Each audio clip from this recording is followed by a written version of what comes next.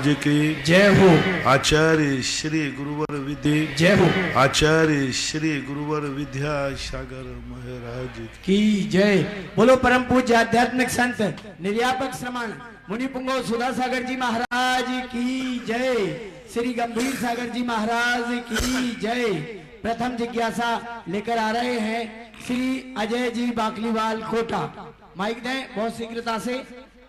और तैयार रहेंगे नेहा जैन, तैयार रहेंगी नेहा जैन, अजय बाकलीवाल जी।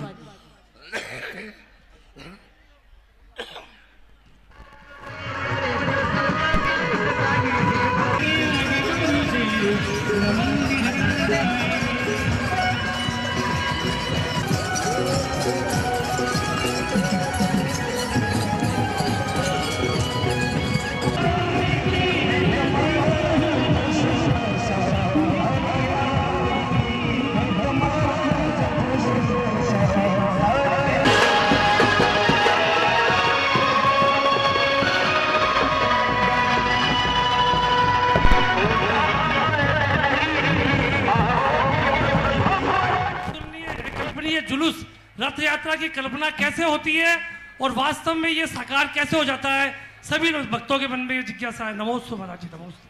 पहले सभी लोग मास्क लगा लें। सभी लोगों को सभा में बैठने के लिए मास्क अनिवार्य है। इनके पास मास्क नहीं है, वे उठ के बाहर चले जाएं।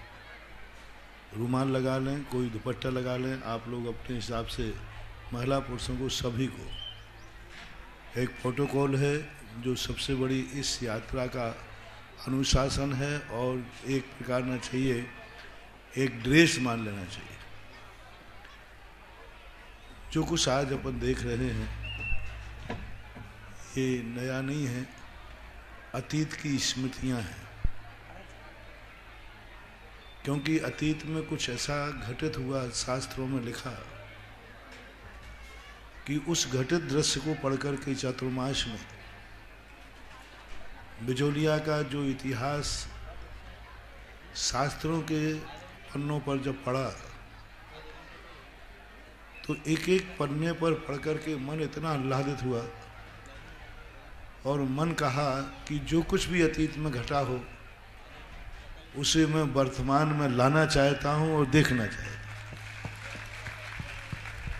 और पूरे लॉकडाउन के 9 महीने के अंदर सबसे बड़ी उपलब्धि हुई कि वहाँ एक एक चीज जो अतीत में घटित थी उसको वर्तमान में ला करके मैंने देखने का प्रयास किया। मेरे दो ही नेचर होते, स्वभाव हैं।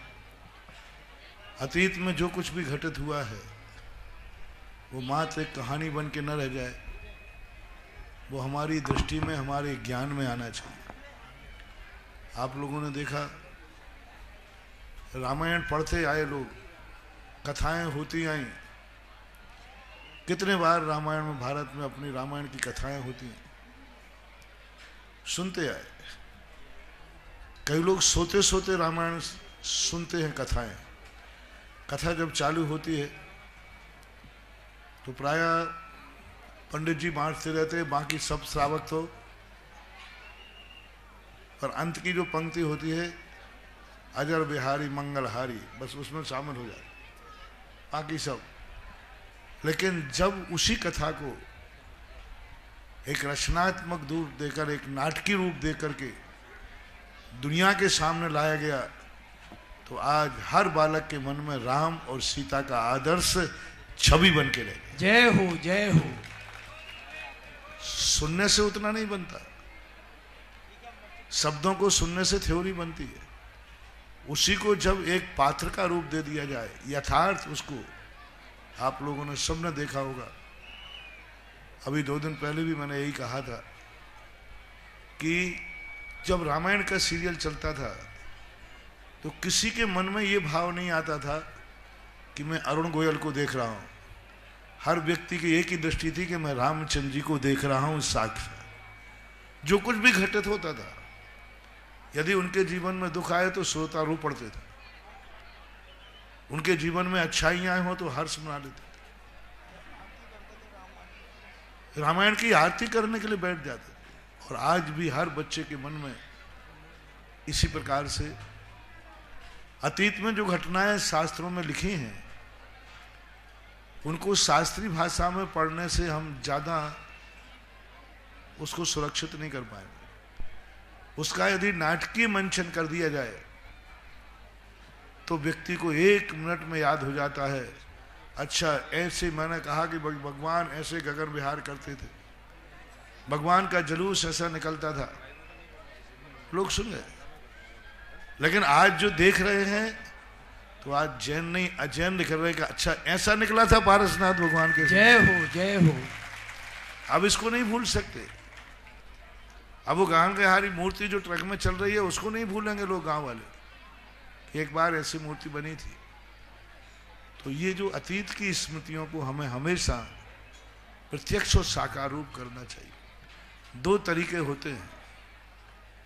अतीत के महापुरुषों ने जो कुछ भी किया है या तो तद्रूप होकर के तुम वैसे बन जाओ और तुम्हारी जिंदगी में वही घटित हो जो उनकी जिंदगी में घटित हुआ था। Must and must. उन्होंने उपसर्ग सहन किया, तुम भी करो। उन्होंने केवल ज्ञान प्राप्त किया, तुम भी करो। जैन दर्शन ने एक ही बात की, जैसा हमारे पूर्वज भगवानों ने किया वैसा हम करके दिखाएं, हम खुद भगवान बन जाएं। लेकिन ये कार्य सरल नहीं है। तो दूसरा कार्य उन्होंने दिया कि उसकी प्रभावना के लिए आप उसको इस ढंग से मंचन करें कि लोग उतनी देर के लिए अतीत भूल करके ये महसूस करें कि मैं वर्तमान में भगवान के साथ विहार कर रहा। आज जो मांडलगढ़ का दृश्य देखा, आज जो त्रिवेणी चौराहे का दृश्य देखा, इस कलयुग में इससे बड़ी प्रभावना और क्या चाहते हैं। जय हो गुरुदेव। आज हर व्यक्ति के मन में एक गदगद भाव था, एक उल्लास था। जैन नहीं अजैन एक सगुन मान रहे थे, जो अपने आंखों को धन्य मान रहे थे। मैं महिला पुरुषों में देख रहा था, छतों पे खड़े खड़े भी देख रहे थे। उनकी आंखों में ऐसा लग रहा था जैसे उनको लग रहा हो कि मेरे जीवन में ये बहुत बड़ा सगुन हो रहा है। उनकी आंखों में चमक थी, उनके हाथों में उल्लास था। वो नमन के आदि की भाषा में बता रहे थे कि आज हमारे यहाँ से यह विहार होकर के हमारी जिंदगी को शुभ और सगुन कर दिया है। महानुभाव, ये जो यात्राएं होती हैं मात्र स्मृति के ही लिए नहीं, अमंगल को टालने के लिए ही इस प्रकार के महोत्सव किए जाते हैं। गुरुवर के चरणों में त्रिवार नमोस्तु नमोस्तु नमोस्तु गुरुवर। गुरुवर, जब मैं अशोकनगर से आ रही थी पदयात्रा में शामिल होने के लिए, तो सब लोगों ने मुझसे मना किया कि अपनी छोटी सी बेटी को लेके कैसे कर पाओगी, मत जाओ। पर फिर भी मैं आ गई। कहीं कहीं मुझे भी डर लग रहा था कि नहीं कर पाऊंगी। पर गुरुवर, 20-22 किलोमीटर की यात्रा बेटी को लेके मैं ऐसे चल रही हूँ, कुछ एहसास ही नहीं हो रहा, कुछ दर्द ही नहीं हो रहा पैर वगैरह में। ऐसा कैसे जादू हो रहा है गुरुवर? सबसे ज्यादा तो पुण्यात्मा वो जीव है, सबसे ज्यादा पुण्य उनको लग रहा है जो पदयात्रा में रेगुलर पदयात्री बन करके चल रहे हैं। ऐसी भयंकर गर्मी में ऐसा भयंकर रोड है, छाया कहीं है नहीं, फिर भी अबाध रूप से लोग चल रहे हैं। तो सबसे ज्यादा पुण्य तो वही कमा रहे हैं जो पैदल चल रहे हैं। ये जो आने जाने वाले लोग हैं ये तो तमाशा देखने आए हैं, इनको पदयात्री नहीं कहा जाता। ये तो बारात में आए हैं, बारात में भोजन भी है ना, यहाँ व्यवस्था है। हाँ, सबको बुलाया जाता है ना। आप लोगों के यहाँ कोई एक उपवास करता है तो आप लोग क्या करते हो? नानता जी क्या करते हैं? कोई एक उपवास करता है तो फिर आप क्या करते हो? सबको बुलाते हो, आओ साहब हमारे यहाँ परिवार ने उपवास किया है। इसी प्रकार से ये पदयात्री तपस्या कर रहे हैं तो कुछ लोग देखने आए हैं कि चलो मैं भी देखता हूं कि कैसे कर रहा है। ये एक प्रभावना कहलाती है। स्वयं नहीं कर पाता है तो जिन्होंने किया है उनकी अनुमोदना करना, ये शामिल होना भी कोई साधारण चीज नहीं। महानुभाव, कोई व्यक्ति के यहाँ कोई उपवास करता है, तुम 2 मिनट जाकर के बैठाते हो। कोई मरण होता है, उनके यहाँ 2 मिनट जाके बैठाते हो। कोई साधारण चीज नहीं है।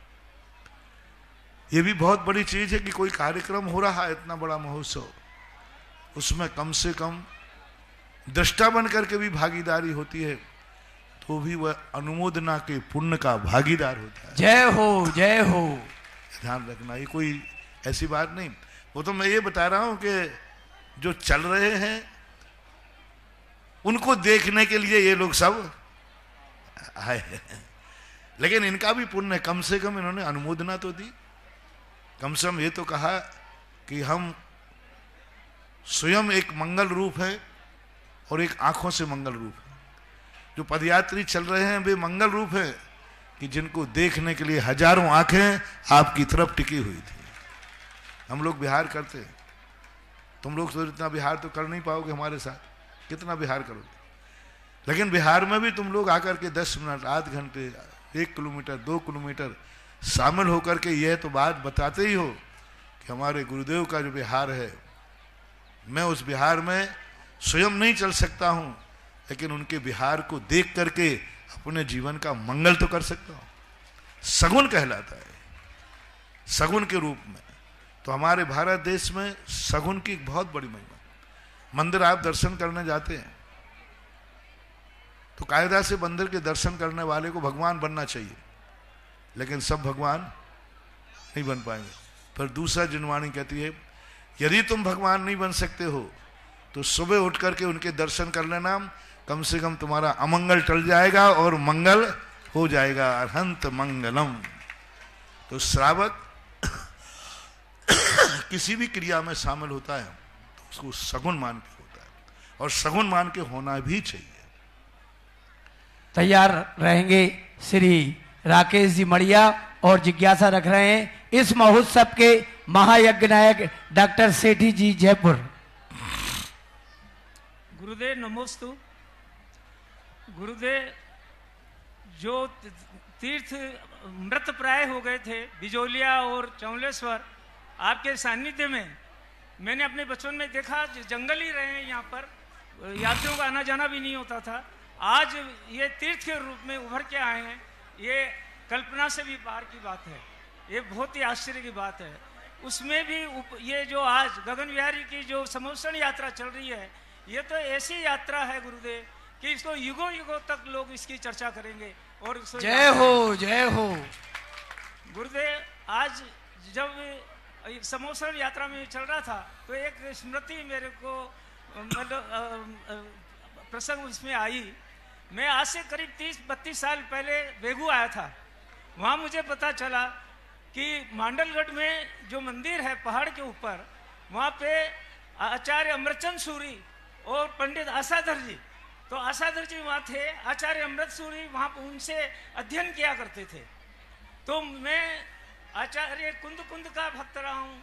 मेरे को आचार्य अमृतचंद सूरी ने ही उनसे आत्मसात कराया, और मेरे को सारा समय सार गुरुदेव आपने ही कराया। आपका सारा प्रवचन समय सार होता है, आप स्वयं समय सार हैं, बस कुछ नहीं, आप सिर्फ समय सार हैं।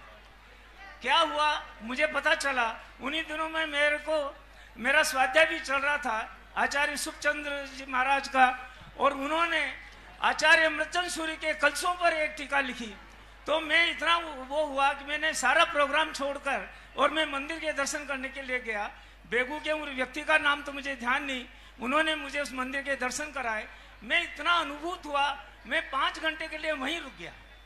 आज जब मैं उधर से निकला तो वो सब यादें हो गई।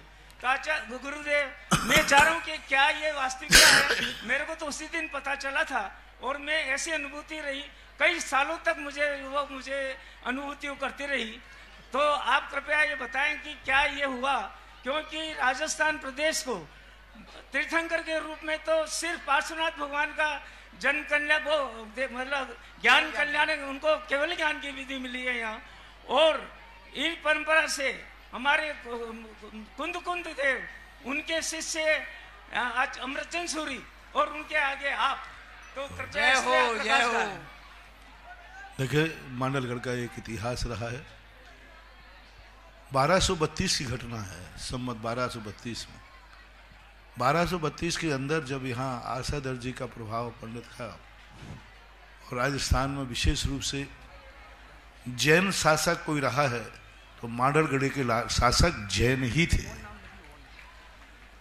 मेहता परिवार से उनका गोत्र लगता था, और जैन ने ही मांडलगढ़ की बड़ी सुरक्षा की थी, बड़ा राज्य था, अपने आप में मान्यता प्राप्त। आज भी मांडलगढ़ की पहाड़ी पे हम 2 बार गए वहाँ पर, एक दो दिन रुके भी, एक दिन रुके भी थे। मैं बहुत कुछ करने का मन था कि इस किले को आशा दर्जी की होने के कारण अमृतचंद सूरी के संबंध में तो इतिहास हमें देखने को मिला नहीं। खोजा था कि अमृतचंद सूरी का भी शायद इस स्थान पर आगमन हुआ हो, लेकिन वो इतिहास हमें लिपिबद्ध नहीं। लेकिन आशा दर्जी का तो निश्चित ही है कि वो मांडलगढ़ के थे, और आशा दर्जी 12वीं शताब्दी के एक बहुत बड़े प्रकांड विद्वान थे। इतने बड़े विद्वान थे कि उन्होंने श्रावक और मुनियों के ऊपर दोनों पर सागार अनगावर टीकाएँ लिखी। तो मांडलगढ़ एक अपने आप में ऐतिहासिक स्थान है। रही बात तीर्थ की, तो तीर्थ दो प्रकार के होते हैं, एक जंगम तीर्थ और एक अजंगम तीर्थ। अजंगम तीर्थ वो कहलाते हैं जैसे बिजोलिया है, जैसे चौलेश्वर है आदि, ये जंगम है। और अजंगम तीर्थ वो कहलाते हैं जो अभी अपन जहां बैठे हैं, ये चलते फिरता तीर्थ कहलाता है। जय हो जय हो। अजंगम तीर्थ का है अजंगम तीर्थ। जंगम है ना चलता फिरता, जहां पर लोगों को जाकर के जो चलते हुए नजर आते हैं, तो जंगम तीर्थंकर तीर्थ की तरफ प्रभावना होती है। तो ये जंगम तीर्थ चलता फिरता जंगम तीर्थ चल रहा है, अजंगम तीर्थ की तरफ जा रहा है। अजंगम तीर्थ से चौलेश्वर पारसनाथ एक बहुत बड़ा अपने आप में प्राचीन इतिहास रहा है। तीर्थ क्षेत्रों को विकसित करना, तीर्थ क्षेत्रों को निर्मित करना हमारी उस संस्कृति में आना चाहिए। जैसे आप लोग परिवार में रह कर के अपने व्यापार को बढ़ाते हैं, एक मकान से 2 मकान का प्रयास करते हैं। कितनी बड़ा व्यापार क्यों ना हो, कोई व्यक्ति ये नहीं कहता कि बस हम इसके आगे व्यापार नहीं करेंगे। मौका मिलता है तो बड़ा से चूकता नहीं है। यही नीति धर्म में आना चाहिए। जब भी हमें धर्म को बढ़ाने का, धर्म को आगे बढ़ाने का प्रभाव मौका मिले, निरंतर बढ़ाए रहना चाहिए। धर्म रहेगा तो आप रहोगे, और आप रहेगा तो धर्म रहेगा। दोनों का परस्पर जोड़ा है, ऐसा मानना। श्री राकेश मड़िया जो हमारी यात्रा के संयोजक भी हैं और तैयार रहेंगी श्रीमती मेघा अंजुल जैन जबलपुर, साथ ही तैयार रहेंगे राजेश जैन दिल्ली। पूज्य गुरुदेव और मेरे भगवान मुनि पुंगव 108 श्री सुधा सागर जी महाराज के पावन चरणों में त्रिकाल बार नमोस्तु महाराज जी, नमोस्तु महाराज जी, नमोस्तु महाराज जी। महाराज जी 2005 में कोटा से चांदखेड़ी के लिए ऐसी ही एक पद यात्रा आपके सानिध्य में, आपके आशीर्वाद से निकली थी, जिसका सहभागी बनने का अवसर मुझे भी प्राप्त हुआ था। महाराज जी ऐसी जो अकल्पनीय अविस्मरणीय पदयात्रा आज आपके आशीर्वाद से बिजोलिया से चौलेश्वर की ओर चल रही है। मैं कोटा सकल दिगंबर जैन समाज के परम संरक्षक श्री अजय जी बाकलीवाल, अध्यक्ष श्री विमल जी नानता, महामंत्री श्री विनोद जी टोरडी, कार्याध्यक्ष श्री प्रकाश जी बज, श्री विमल जी जैन, नरेश जी वेद, सभी की तरफ से एक जिज्ञासा आपके चरणों में निवेदित करता हूं। ऐसी अकल्पनीय अविस्मरणीय और एक स्वप्न जैसी पदयात्रा जिसको हम साकार देख रहे हैं, क्या ऐसी पदयात्रा का सौभाग्य हमें कोटा प्रांत को भी मिलेगा क्या? मैं पहले ही कह दिया कि भविष्य का तो मैं कभी कल्पना करता नहीं, मैं तो अतीत को वर्तमान में लाने का प्रयास करता हूँ। आपको मालूम है कि इस पदयात्रा का मंगलाचरण आपके कोटा से ही हुआ था, कोटा से चांदखेड़ी। पहली पदयात्रा वही थी, 2001 संवत हो गया था। उसके बाद उसकी ये पदयात्रा नहीं है, यही तो मैंने इस बार कहा था, ये पदयात्रा नहीं है, ये भगवान के साथ विहार है। जय हो। देव साथ गुरु पदयात्रा और देव का विहार है। इस बार मैं भी पदयात्रा में नहीं हूं, मैं भी भगवान के साथ विहार कर रहा हूं। जय हो जय हो गुरुदेव। मेरे भाग्य है कम से कम भावनात्मक सही, मैं भगवान के तीर्थंकर के साथ विहार कर रहा हूं। जो भावनाओं से तीर्थंकर के साथ विहार करेगा, एक दिन यह भावना साक्षात तीर्थंकर के साथ विहार करने का मौका दे। जय हो गुरुदेव। इसलिए मैंने कहा था अभी कल परसों कि कोई लोग ये मान के न चलें कि ये साधारण पदयात्रा है, ये कोई मान के न चलें कि ये बिजोलिया से चौलेश्वर की पदयात्रा है, ये मान के न चलें कि सभी लोग ये मान के चलें कि साक्षात तीर्थंकर का भावनात्मक विहार हो रहा है और हम तीर्थंकर के साथ विहार कर रहे हैं। तीर्थंकर के साथ विहार करना पदयात्रा भक्तों की होती है और विहार भगवान और गुरु का होता है। पदयात्रा आप करते हैं जब भगवान के पास जाते हैं। भगवान के पास जाना होता है, उसे पदयात्रा बोलते हैं। और भगवान के साथ जो विहार किया जाता है उसे विहार बोलते हैं। लाखों पद यात्राओं को एक तरफ रख लेना और एक विहार को एक तरफ रख लेना, लाखों पद यात्राओं से एक विहार काफी है। मैंने एक बार कहीं कहा था कि आप लोग पद यात्राएं करें यहां से सम्मेद शिखर की किसी भी क्षेत्र की, उसका पुण्य एक तरफ रख लीजिए और कभी किसी मुनिराज के साथ 1 किलोमीटर पद यात्रा नहीं कहना, उसको विहार कर लीजिए। वो 1000 किलोमीटर की पद यात्रा और 1 किलोमीटर गुरु के साथ विहार का मूल्य उससे भी अनंत गुना ज्यादा है, क्योंकि वो गुरु के साथ विहार है, पद यात्रा नहीं है। पद यात्रा में व्यक्ति अपने स्वार्थ से जाता है, अपने अमंगल को दूर करने जाता है, पुण्य को कमाने जाता है, लेकिन विहार में 2 कदम गुरु के साथ चलने का भाव आता है और ये परिणाम एक दिन उसको उस दशा पर। इसी प्रकार ये पदयात्रा नहीं है, इसलिए मैं इसको पहली पदयात्रा कहूंगा। पदयात्रा है ही नहीं ये तो भगवान के साथ हम विहार कर रहे हैं। आज ऐसी भावना बना करके हर व्यक्ति को मेरा कहना है, आप तो यही मान के चलें कि मैं भगवान के साथ विहार कर रहा हूं। और ये रचना अपन को आगम में मिली है कि भगवान का विहार इसी प्रकार हुआ था। तो आज अपन जैसे भगवान हुए हैं और अपन मूर्ति में स्थापित करके भगवान को साक्षात मानते, ऐसे ही भगवान के समोषण का साक्षात विहार करने की भावना भाना। अपने आप को पदयात्री मत कहना, अपने आप को गगन विहारी कहना। जय हो जय हो। ये बात अलग है कि चल तो तुम जमीन पे ही रहे हो, जमीन पे चल रहे हो ये पक्का है, लेकिन मन में आकाश में चल रहे हो ये भी निश्चय करके रहना। पैर भली जमीन में चल रहे हो लेकिन मन आकाश में चलना चाहिए। तो इसके साथ विहार, इसलिए मैंने सब व्यक्तियों को कल कहा था कि कोई भी व्यक्ति हो, चाहे वो 1 दिन के लिए सही, आध घंटे के लिए सही, इस पद विहार में जरूर अपना उपस्थिति दर्ज कराना। क्योंकि ये यदि आज इस भावना के द्वारा तुमने अपने जुलूस में उपस्थिति कराई, यानी तुमने ये बता दिया कि मैं भगवान के साथ विहार करने को तैयार हूं, तो कर्म की डायरी में लिखा जाएगा कि यह जब तीर्थंकर साक्षात विहार करेंगे उस दिन आप आकाश में विहार करोगे। इसलिए ना तो बिजोलिया, ना चौलेश्वर, ना कोई कमेटी, ना कुछ नहीं, मात्र एक ध्यान रखो जो मैं ध्यान रख रहा हूं, तीर्थंकर पारसनाथ का विहार। मैंने अभी वहां से विहार किया, मेरा तो अभी विहार चौरो बिजोलिया से हुआ ही नहीं। बिजोलिया वाले बैठे क्या भाई? मैंने अभी बिजोलिया से विहार नहीं किया, मैं तो भगवान के विहार के साथ जा रहा हूं अभी। जय हो। अब बाद में क्या होगा वो बात की बात है। अगली जिज्ञासा रखेंगे बेगा जी और तैयार रहेंगे राजेश जैन दिल्ली।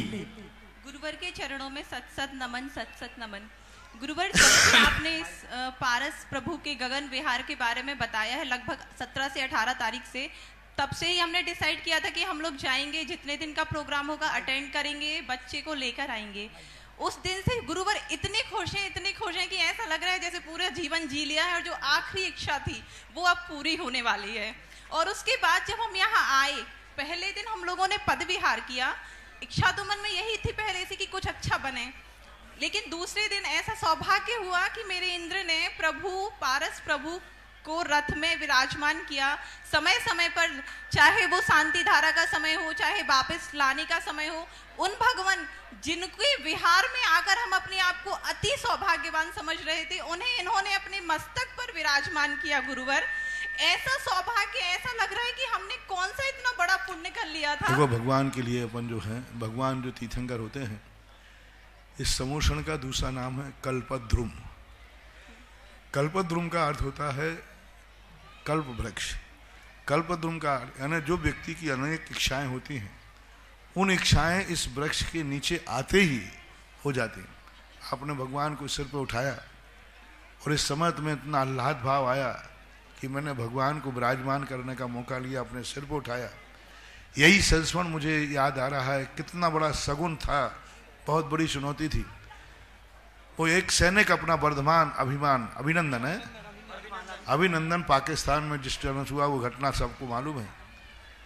और लोग एक ही बात थे कि वो जिस ढंग से उतरा है वो जिंदा नहीं बचेगा और वहाँ लोग मार देंगे, इनकाउंटर कर देंगे। और वहाँ की तो पहले से ही रहा है और उसकी पूरी स्थिति थी, संभावना थी। और मैं भी चिंतित था। मेरे पास समाचार आया, बोले महाराज जी एक देशभक्त, देश के लिए जिसने इतना बड़ा कार्य किया, इतना साहस किया, और आज वो मारा जाएगा। मैं बहुत चिंतित था। मैंने उस दिन उसके लिए शांति धारा कराई, लेकिन मन शांत नहीं हुआ।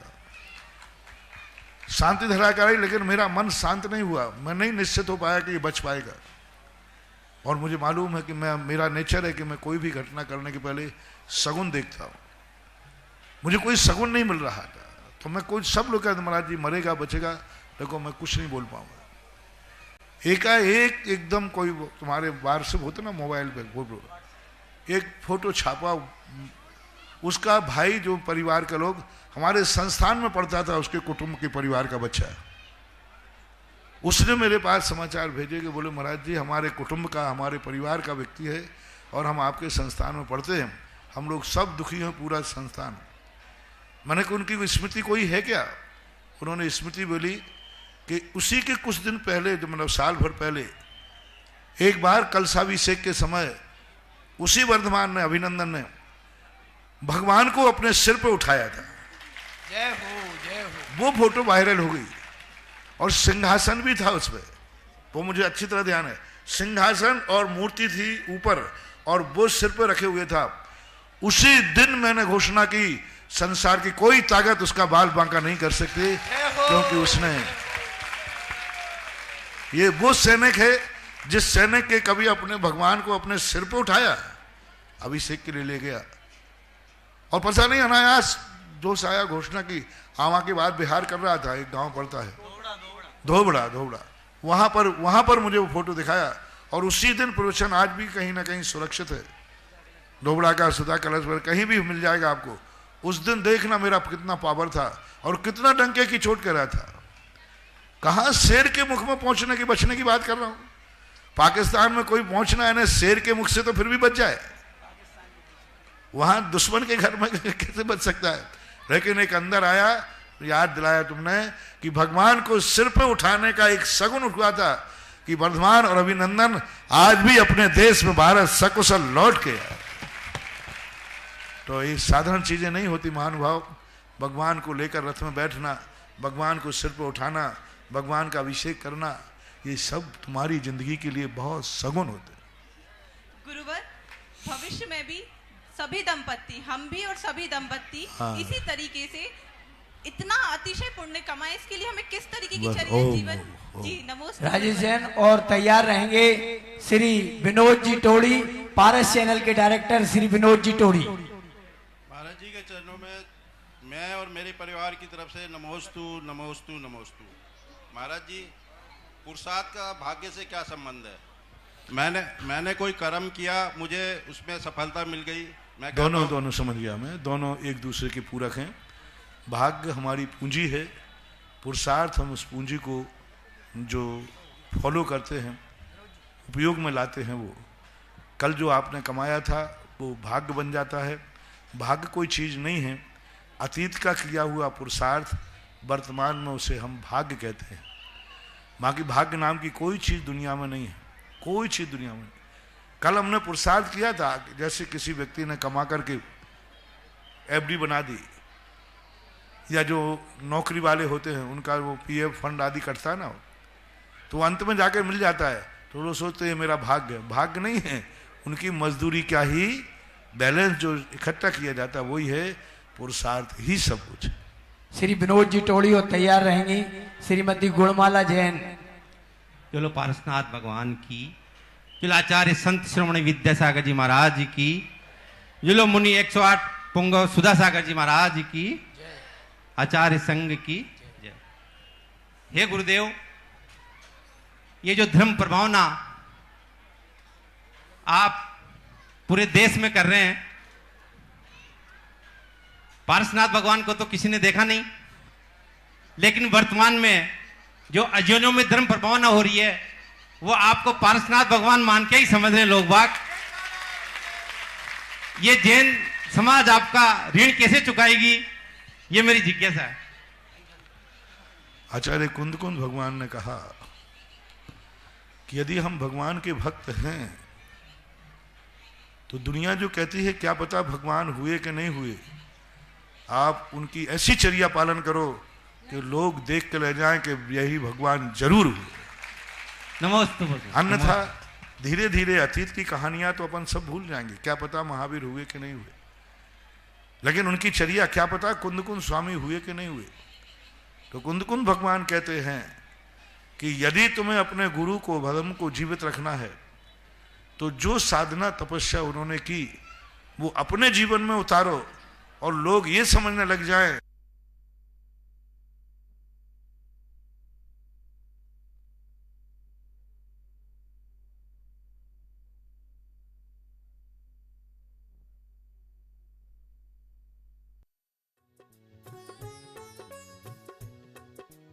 इस कार्यक्रम के पुण्यार्चक थे स्वर्गीय सेठ श्री नेमचंद जी जैन जौहरी, स्वर्गीय श्रीमती शांति देवी की पुण्य स्मृति में पुत्र एवं पुत्रवधू श्री नवींद्र कुमार जैन, श्रीमती मधु जैन, पौत्री नलिनी नवीन जैन, प्रवासी कैलिफोर्निया USA।